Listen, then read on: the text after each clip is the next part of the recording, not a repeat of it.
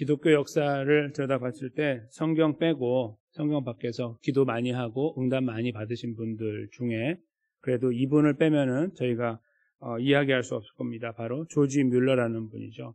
독일 분인데 영국에서 목회를 하셨던 분이고요. 이분은 이제 고아의 아버지로도 유명하죠. 이제 지금 앞에 있는 것들은 책들인데 그 왼쪽에 있는 책 보시면은요 5만 번 응답받은 조지 뮬러의 기도 이렇게 되어 있습니다. 저도 예전에 그분이 쓴 책을 읽어본 기억이 있는데요. 아주 세세하게 낱낱이 이렇게 있었던 일들을 기록해 놓으신 것들이에요. 아주 두껍지 않고 얇은 걸 봤어요. 저렇게 5만 번까지는 못 봤고요. 근데 이제 그 내용을 보면 이제 무슨 일이 벌어져요. 뭐가 필요가 생겨요.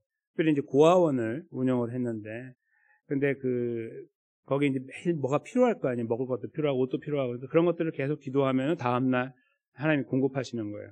그래서 그걸 보면서 야 하나님 역사가 정말 대단하다라고 저도 이제 많이 감동을 받았던 기억이 있는데요.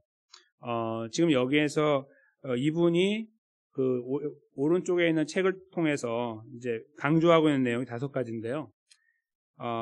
주님의 십자가 공로만 의지하라. 기도할 때 이제 소위 응답받는 기도 뭐 이런 것들인데 그냥 본인이 고백하는 거예요. 두 번째는 모든 죄악을 고백하고 멀리하라. 약속의 말씀을 확증으로 믿으라. 하나님 뜻에 일치되게 기도하라. 끈기 있게 간구하면서 기다리라. 네, 잘 정리했죠. 본인이 경험한 거. 저희가 이제 이렇게 하나 산발적으로 들을 수 있는데 잘 정리가 됐어요. 성경적으로도. 근데 가장 중요하게 이제 여겨지는 게 하나님의 뜻에 일치되게 기도하라 이거죠. 그러니까 무조건 기도해라. 그러면 하나님 응답하시더라. 이런 것들도 많아요. 그런 책들도. 근데 그런 것은 성경적인 내용은 아니에요. 잘 따져보면은 여기 이분이 말씀한 4번째 하나님의 뜻에 일치되게 기도하라. 그리고 끈기 있게 기다리라. 기다리면서 이제 그 하나님 역사를 기다려라. 이런 내용이죠. 근데 이런 내용을 저희가 읽으면서 이제 많은 공감이 되고 동의할 수 있고 기도하기를 원하는데 이제 한 가지 저희가 만난 현실이 다른 점이 있어요. 그게 뭐냐면 이분이 기도하셨던 그런 일들처럼 일이 있을 수도 있지만 있지 않을 수도 있다는 거예요. 예를 들면 내일 비가 온다고 했는데 내일 중요한 일이 밖에서 있어요. 그러면 비가 오면 안 되잖아요. 비가 안 오게 기도했는데 비가 안 와요, 진짜. 그래서 일을 잘 마칠 수도 있고 비가 안 오게 기도했는데 비가 올 수도 있잖아요. 그러니까 그거는 하나님이 안 계셔서 그런 게 아니라 하나님이 살아 계시는데 하나님의 뜻이 그러기 때문에 그렇게 되는 거잖아요. 바로 그런 거예요. 그래서 저희가 이분이 기도했던 내용하고 약간 이 거리감을 느낄 수 있는 부분이 있는 거죠. 우리도 이분처럼 기도했을 때 다 되면 역사하신 다 된 건 아니겠죠. 그렇지만 그런 거 보면서 더 우리가 더 견고하게 믿음에 설 수 있을 텐데 그렇지 못한 경우가 있다는 거예요. 그게 현실이죠. 근데 오늘 시편의 기자는요. 그런 하나님을 이미 다 알고 있고 경험했는데도 불구하고 굉장히 놀라운 고백을 드리고 있어요. 그게 뭐냐면 영원히 하나님을 찬양하겠다는 거예요. 근데 그 이유는 하나님이 나의 기도를 들으시고 응답하시고 우리 삶을 책임지는 분이기 때문이다. 이런 고백이에요. 근데 그 내용도 마찬가지예요. 조지 뮬러하고 비슷한 거죠. 알겠는데 내 삶에서는 그렇지 않은 것들이 드러나니까 혼동이 된다 이거예요. 오늘 저희가 이 내용을 잠깐 들여다보면서 그 혼동에 대한 진짜 의미가 무엇일까? 왜 되는 경우가 있고 안 되는 경우가 있는가? 이거는 기도가 부족해서 그런 것인가? 아니면 내가 하나님을 덜 사랑해서 그런 것인가? 이런 여러 가지 생각들 속에 우리가 있을 때 오늘 시편은 그렇지 않다. 더 큰 뜻이 있다라고 말씀하고 계시는 거예요. 그걸 잠깐 들여다보겠습니다. 먼저 이 시편 기자가 할렐루야라고 부르는데 할렐루야는 뒤에 나와 있는 여호와를 찬양하라는 같은 말이에요. 할렐루는 찬양하라 그런 명령이고 야는 여호와예요. 그래서 할렐루야 내 영혼아 할렐루야 그렇게 말하는 거죠. 강조하고 하나님을 높이고 싶은 거예요. 근데 이제 한 번 더 이야기하는 게 2절에 나오는데 내 생전에 내가 사는 동안에 두 번째는 평생에 생전과 평생 같은 말이죠. 내가 살아있는 동안 계속해서 하나님을 찬양하고 찬송하겠다. 왜? 하면 그 뒤에 나와 있는 건데 먼저 그 뒤로 가기 전에 당신들 그런데 요거는 조심하십시오라고 3절 4절을 넣은 거예요. 그게 뭐냐면 기도하고 뭔가 의지하고 하는 대상으로 사람들을 놓으면 안 된다는 거죠. 3절에 귀인 또 힘이 없는 인생 도울 힘이 없는 인생인데 귀인은 다른 말로 하면은 힘이 있는 사람들을 말해요. 우리 주변에 힘이 있는 사람들을 의지하는 걸 말하고 도울 힘이 없는 인생은 그냥 많은 사람들, 그냥 인생들, 주변에 있는 인생 사람들을 말하는 거죠. 근데 거기에 도울 힘이 없다라고 쓰면서 그들을 의지하면 안 되는데, 사람을 의지하면 안 되는데, 왜냐하면 4절에 그들은 죽으면 끝이니까 그런 말입니다. 정말 죽음이 찾아왔을 때 살아있고 어제까지 쌩쌩했던 사람이 죽음을 맞이했을 때 아무것도 아닌 거 저희가 경험하잖아요. 분명히 어제까지 살아있었고 많은 꿈을 갖고 있었고 힘이 있었는데 죽은 다음에는 아무런 힘이 없고 아무것도 아닌 것을 보면 진짜 허무하잖아요. 깜짝 놀래고. 지금 그것을 말씀하는 거죠. 정말 그렇다고 해도, 그렇게 보여도 사실은 죽음 앞에서 인생은 다 그렇기 때문이다라고 표현하고 있는 거예요. 그 부분을 주의하면서 기억해야 될 것이 5절인데요. 야곱의 하나님을 자기의 도움으로 삼으며 여호와 자기 하나님에게 자기의 소망을 두는 자가 복이 있는 것이다. 그 하나님, 살아계신 하나님께 두는 것이 복이 있다. 근데 여기에 저희 오해의 소지가 한 가지가 있어요. 이 부분을 읽으실 때 하나님을 당신의 하나님으로 삼으세요. 이런 느낌을 받죠. 삼는다고 하니까. 두 번째는 하나님에게 자기 소망을 두세요. 이런 말로 이렇게 여겨져요. 표현이 이렇게 돼 있어요. 맞는 말이지만 원래 말은 그런 말이 아니에요. 원래 말은 그냥 이렇게 돼 있는 거예요. 자기의 도움이 야곱의 하나님이신 사람. 그런 말이에요. 그 사람의 도움은 내가 하나님을 내 도움으로 삼아서 도움이 되는 게 아니고 그냥 자기 도움이에요. 하나님이. 그런 사람은 복이 있다. 그거고 또 두 번째도요. 자기의 소망이 하나님인 사람이에요. 그러니까 소망을 하나님께 막 두는 게 아니고요. 내가 이걸 하는 게 중요한 게 아니고 하나님이 그냥 나의 소망인 거예요. 그런 자들이 복이 있다. 그거 어떻게 가능합니까? 누가 그렇게 할 수 있습니까? 아무도 그렇게 할 수 없어요. 하나님의 은혜로 되는 거죠. 하나님께서 우리를 그렇게 택하셔서 하나님이 우리의 하나님이 되시고 하나님 우리의 소망이 되시면 우리는 그 하나님이 나의 도움이고 나의 소망이신 거예요. 되는 게 아니고 그렇게 되어 있는 거죠. 하나님이 그런 은혜를 주신 사람들, 그래서 그 믿음 안에 거하는 사람들이 복이 있다는 거예요. 그것을 이해하고 있는 사람들이. 그러면서 하나님을 설명하는 게요. 하나님은 세상을 만드셨죠. 여기 잘 보세요. 천지와 바다와 그 중에 만물. 6절에. 이거 표현 말고 다른 표현이 있을까요? 없어요. 하늘과 땅, 바다, 그리고 거기에 모든 거. 그러니까 하늘은 저 위에 우주까지 커버하니까 이 전 세상, 온 세상을 다 말하는 거예요.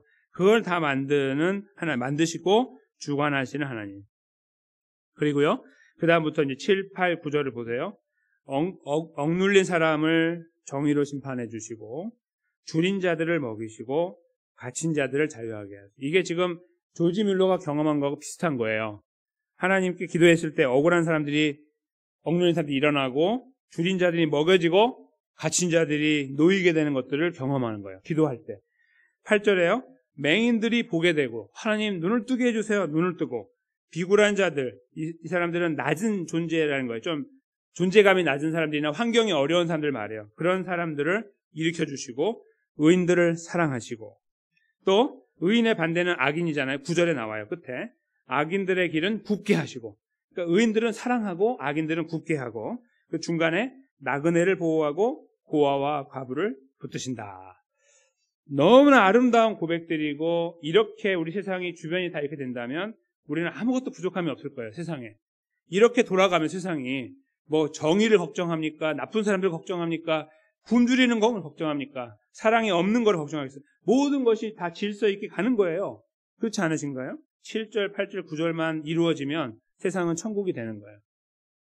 근데 여기서 저희가 아까 그 조지 밀러의 기도와 우리의 기도에서 그분이 더 대단하고 우리가 못하다 그런 말씀도 아니고요. 하나님이 그냥 그렇게 하신 거예요. 어떤 분들은 조지 밀러처럼 경험하는 분도 계시겠죠. 그러나 좀 적겠지만 숫자가. 그러나 우리 안에 그런 일들이 일어나고 있고, 그래서 하나님이 왜 어떤 경우 안 들으시고 이렇게 하시나라는 의구심이 있을 때에 7, 8, 9절을 다시 보면 정말 이렇게 되면 참 좋겠다라는 소망이 더 간절하게 생기는 거죠. 왜냐하면 이렇게 안 되는 경우가 우리 삶에서 있으니까. 이것이 무엇을 우리들에게 말을 하고 계실까요? 이 시편 기자가요, 계속 집중하는 것은 아까 저 앞에서도 자기 평생이라는 표현을 썼지만, 그 다음에 6절에 보면 영원이라는 단어가 있지만 10절에 보면 대대로라는 표현이 있어요. 영원히와 대대로.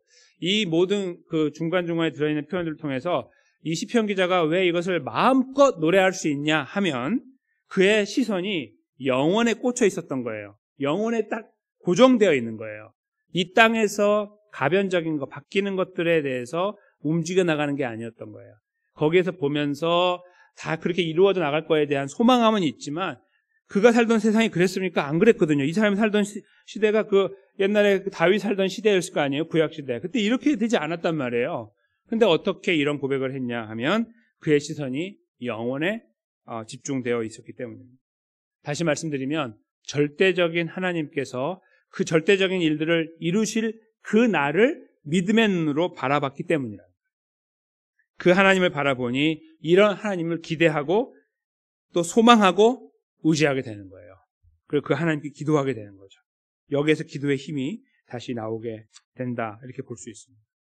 그러니까 이 땅에서 이루어지는 일들 속에 답답하고 괴로운 일들이 있고 우린 그걸 기도하지만 그것이 되고 안 되고 뭔가 바뀌고 안 바뀌고에 의해서 우리의 어떤 믿음의 어떤 흔들림이나 이런 것들이 세워지는 게 아니라 우리의 믿음은 견고한데 그런 걸 바라보면서 그래, 이 땅에서 하나님은 이 땅에서 완전을 이루지 않으셔 라는 분명한 성경적인 관점을 갖고 천국을 바라보는 거예요. 사도행전 3장 21절에요. 이 부분을 명확하게 말씀하시는데 한번 말씀을 보십시오. 하나님이 영원 전부터 거룩한 선지자들의 입을 통하여 말씀하신 바 만물을 회복하실 때까지는 하늘이 마땅히 예수님인데요. 예수님을 받아두리라. 아멘. 그러니까 예수님이 오실 때를 지금 기대하게 만드는 거예요. 언제까지 예수님이 그쪽에 계시냐면 만물을 회복하실 때가 딱 준비가 될 때 내려오시는 거예요. 하늘에서. 근데 그 만물을 회복한다는 말은 하나님이 모든 지금까지 인류 역사, 지금까지 만들어 온 역사를 종결시키는 날을 말하는 거죠. 그때 저희가 기대하는 것은 우리는 하나님의 나라에 들어가고 믿고 있는 거죠. 그리고 그 나라에서 영원히 사는 거고 그리고 거기에서 우리는 지금 오늘 시편 기자를 통해서 강구했던 세 가지, 9가지의 그 큰 틀의 기도 내용들이 이루어지는 천국을 경험하는 거예요. 죄가 없는 그곳에서 그것을 경험하게 되는 거죠. 바로 그것을 사도행전을 통해서 하나님께서 다른 것도 많지만 분명하게 말씀하셨어요. 저희들의 시선이 여기에 고정되어야 한다는 거예요. 오늘 저희가 그래서 나눈 말씀은 지금과 결국이라는 제목인데요. 우리는 지금을 살고 있어요. 결국은 여기가 아니에요. 우리는 여기서 주님 부르시면 떠나가지만 떠나가기 전에 예수님 오시면 함께 천국에 올라가요. 그 결국을 바라보는 자들이 우리 그리스도인들이에요. 일반 사람들은 생각할 수 없고 다른 종교에서는 찾아볼 수 없는 우리 하나님 아버지께 주신 이 말씀 속에만 있는 놀라운 진리이죠. 그래서 저희는 결국을 갖고 있지만 지금을 살아가요. 근데 절망과 좌절 속에 움츠리고 살아가고 주저앉고 포기해버리는 삶이 아니라 영혼을 바라보고 결국을 바라볼 수 있으니 붙잡고 가는 거예요. 그 하나님의 뜻이면 여기서 이루어 주십시오라고 기도하고 가는 거예요. 그 하나님께서 지금 이 타이밍이라면 이루실 수 있으니까 뭐든지 기도하는 겁니다. 그래서 우리에게 기도할 힘이 생기고 우리는 그 힘을 의지해 오늘 이 자리에서 또 기도를 하나님께 드리는 거죠. 왜? 우리는 결국을 아는 자들이에요. 우리는 어디로 가는지를 알고 있는 존재들이에요. 그 안에서 은혜를 경험하는 존재들이에요. 거기에 가고 싶어서 간 게 아니라 은혜로 가고 있다는 거. 우리의 능력으로 가는 게 아니라 하나님의 은혜가 우리를 그 자리에 세워줬다는 사실을 믿음으로 바라보는 사람들이에요. 그래서 우리는 그 결국을 바라보면서 오늘도 기도의 자리에 있습니다. 우리가 가지고 있는 기도의 제목들은 많이 있고 어쩌면 시편 오늘 146편 뒷부분에 나와 있듯이 여러 가지 거기에 담겨있는 내용들이 우리의 기도의 제목일 수 있습니다. 하나님 여기에서 지금 기도하는 것이 바로 제가 기도하는 것입니다라고 우리가 붙잡을 수도 있겠죠. 근데 그런 모든 것들을 아울러서 우리 머릿속에 항상 남아있고 맴돌고 있는 때로는 답답하고 무겁기도 하고 주저앉고 싶고 포기하고 싶은 그런 것들까지 다 포함하여 우리 머릿속에 계속 흘러다니고 있는 생각들을 우리 아버지께 아뢰는 거예요. 어쩌면 오늘 9가지 그 내용 속에 그 모든 것이 다 담겨있다고 저는 생각하거든요. 그 안에 담겨있는 것들을 가지고 기도합니다. 누구를 향해서요? 영원하신 하나님, 세상의 창조주, 주인, 주관자 되시는 우리 아버지 하나님께 예수님의 이름을 힘입어 기도하는 것입니다. 우리가 그 기도의 시간을 가질 때 어쩌면 오실 때는 무거운 마음으로 오실 수 있겠지만 조지 뮬러가 그 하나님을 경험하고 기도할 때마다 가벼워지는 것처럼 우리도 그 하나님을 향해 기도하면서 맡겨드릴 때 우리 마음이 쉼을 얻고 다시 소망을 얻고 역사하신 하나님에 대한 기대감을 다시 한번 회복하게 되는 믿음의 자리에 여기 모든 분들과 제가 아름답게 세워지는 아름다운 기도의 시간이 되시기를 예수님의 귀하신 이름으로 간절히 축원합니다.